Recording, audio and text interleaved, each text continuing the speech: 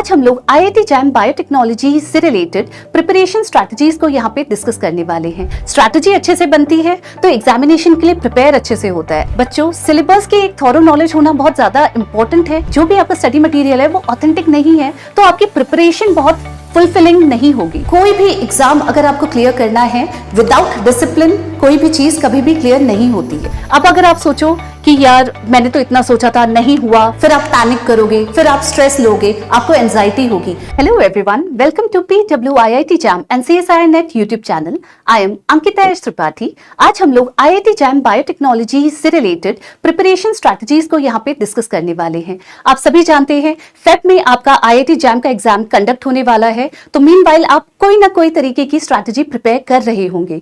तो हम आपके लिए वही कुछ पॉइंट्स लेकर आए हैं ताकि आपकी प्रिपरेशन जो स्ट्रैटेजी है वो अच्छे से बन सके। स्ट्रैटेजी अच्छे से बनती है तो एग्जामिनेशन के लिए प्रिपेयर अच्छे से होता है। अगर आप प्रिपेयर अच्छे से करेंगे तो एग्जामिनेशन में आपके मार्क्स बहुत अच्छे आएंगे, आप अच्छे मार्क्स, अच्छी रैंक से एग्जाम को क्वालिफाई कर पाएंगे। चलिए डिस्कस करते हैं। सबसे पहले you should have thorough knowledge of your IIT JAM biotechnology syllabus. बच्चों, सिलेबस की एक थॉरो नॉलेज होना बहुत ज्यादा इंपॉर्टेंट है क्योंकि आप जानते हैं आपको फिजिक्स पढ़ना है, केमिस्ट्री पढ़ना है, मैथ्स पढ़ना है, प्लस बायोटेक्नोलॉजी भी पढ़ना है।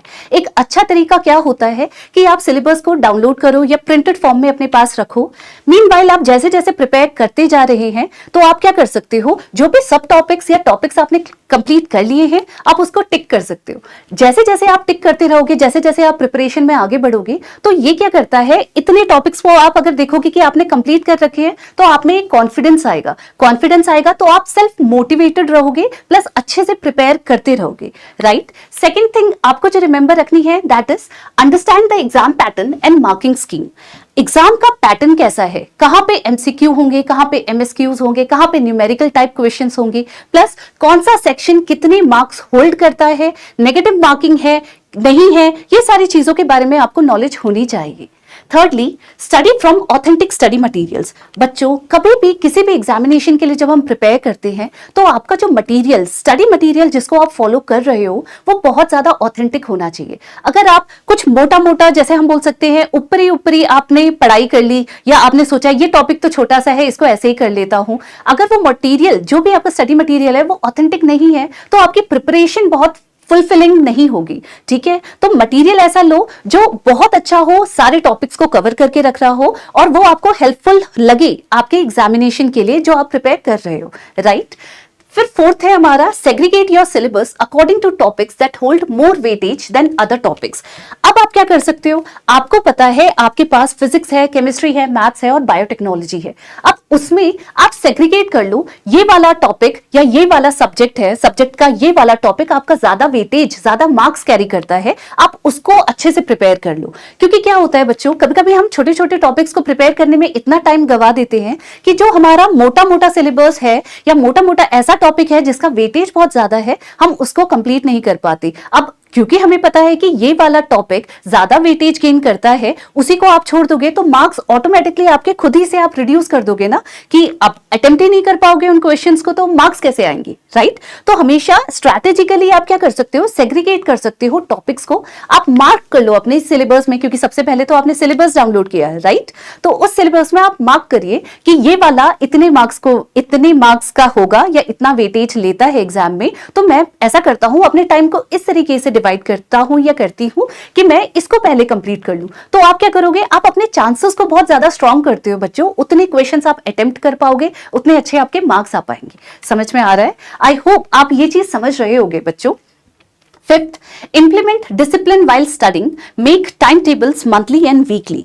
देखिए बच्चों, कोई भी एग्जाम अगर आपको क्लियर करना है विदाउट डिसिप्लिन कोई भी चीज कभी भी क्लियर नहीं होती है। डिसिप्लिन इंप्लीमेंट करना बहुत ज्यादा जरूरी है जब आप किसी भी एग्जाम के लिए प्रिपेयर कर रहे हो। अब आप क्या कर सकते हो, मान लीजिए आपके पास, आपने एक मंथ लिया, एक मंथ में आप एक वीक में ये बोल सकते हो कि मुझे आज फिजिक्स के इतने टॉपिक्स को कंप्लीट करना है। फिर सेकंड वीक में आप ये डिसाइड कर सकते हो केमिस्ट्री के इतने कर लो, या फिर आप क्या कर सकते हो, वीकली में 2 सब्जेक्ट्स को साथ लेके पढ़ सकते हो। तो मंथ के एंड में आप कैसे देख सकते हो ना कि हाँ, फिजिक्स के मैंने इतने सब्जेक्ट्स या इतने टॉपिक्स कंप्लीट कर लिए, या फिर केमिस्ट्री के मैंने इतने टॉपिक्स कंप्लीट कर लिए। बायोटेक्नोलॉजी को आप डे बाय डे हर दिन थोड़ा थोड़ा पोर्शन में कंप्लीट कर सकते हो। इस तरीके से अगर आप मंथली या वीकली सेग्रीगेट करके रखोगे अपने सिलेबस को और प्रिपरेशन के टाइम पे डिसिप्लिन रखोगे कि आज अगर मैंने ठाना है मुझे मॉलिक्यूलर बायोलॉजी का इतना पोर्शन कंप्लीट करना है तो आप उसको करोगे, एनी हाउ आपको उसको करना ही है।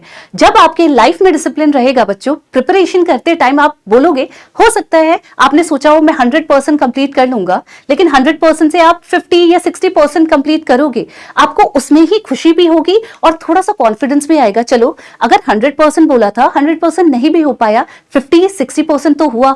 इस तरीके से प्रिपेयर करोगे बच्चों तो डेफिनेटली आपका एग्जाम क्वालिफाई होगा। ठीक है, 6 पॉइंट पे आ जाते हैं। ऑब्वियस है जब आप प्रिपरेशन करते हो तो प्रिपरेशन के साथ साथ हमेशा इट इज वेरी नेसेसरी कि आप पीवाईक्यूज करो। जहां पे मॉक टेस्ट है आप मॉक टेस्ट को सॉल्व करो। कोई भी एग्जाम अगर आप दे रहे हो तो उस एग्जाम को देने के टाइम पे अगर आपने प्रीवियस ईयर क्वेश्चंस किए होते हैं तो कोई ना कोई क्वेश्चन जो प्रीवियस ईयर आ चुका होता है वो इसमें भी आ जाता है, तो वो चीज भी आपके लिए एक एडवांटेज के तौर पे काम करती है। सेकेंडली, अगर आप पीवाईक्यूज करते हो, मॉक टेस्ट देते हो, आप खुद से एनालाइज कर सकते हो कि आपकी प्रिपरेशन किस हद तक आपने कर रखी है, राइट? तो आप सेल्फ इंप्रूवमेंट कर सकते हो बार बार पीवाईक्यूज या मॉक टेस्ट देके, और पीवाईक्यूज आपके दिमाग को थोड़ा सा खोलता है, अंडरस्टैंडिंग पावर इंक्रीज होती है, आप रिलेट करके क्वेश्चन सॉल्व करने की कोशिश कर सकते हो, प्लस कर भी पाते हो। इसीलिए बहुत ज्यादा नेसेसिटी है कि आप पीवाईक्यूज या मॉक टेस्ट को दो। ठीक है, 7 पॉइंट अगर हम देखें बच्चों, ये तो सभी के लिए बहुत ज्यादा इंपॉर्टेंट है। हमेशा जब भी आप प्रिपेयर कर रहे हो तो बहुत ज्यादा काम और पेशेंट रहो। अब अगर आप सोचो कि यार मैंने तो इतना सोचा था, नहीं हुआ, फिर आप पैनिक करोगे, फिर आप स्ट्रेस लोगे, आपको एंजाइटी होगी। इस तरीके से आप क्या कर रहे हो, जो टाइम आपके पास था आप उस टाइम को भी गवा रहे हो, राइट? तो इसीलिए बहुत ज्यादा जरूरी है बच्चों अपने आप को पेशेंट रखना, अपने आप को काम रखना, प्लस सेल्फ मोटिवेटेड रखना। आप जानते हो एग्जाम आप ही को देना है, एग्जाम में मार्क्स भी आप ही के आएंगे, कोई तीसरा बंदा आपके लिए एग्जाम देगा नहीं, प्रिपेयर भी आप ही को करना है। तो जब सब चीज आपको ही करनी है तो अपने आप को मोटिवेटेड भी आप ही को रखना है बच्चों। इस तरीके से अगर आप अपने आप को मोटिवेटेड रखोगे, कभी कभी आपको निराशा होती है कि मैंने सोचा था भैया अभी इतना कंप्लीट नहीं हो पाया है, तो जितना आपके पास टाइम है उतने टाइम में आप प्रिपेयर तो करते रहो। क्या पता ऐसा हो कि जो आपने पहले मीनवाइल पढ़ा था उसी से रिलेटेड क्वेश्चंस आ जाए और आपके वो सब करेक्ट हो। इस तरीके से बच्चों आई नो आप लोग प्रिपेयर कर भी रहे होगे, आप लोग प्रिपेयर अच्छे से करोगे भी, एंड डेफिनेटली आप लोग अपने एग्जाम को क्वालिफाई करोगे विद बहुत अच्छी, बहुत वेरी गुड रैंक, आप एग्जाम को क्वालिफाई कर पाओगे। ठीक है, हमारी PW की बेस्ट विशेस है आप सभी के साथ। Thank you so much.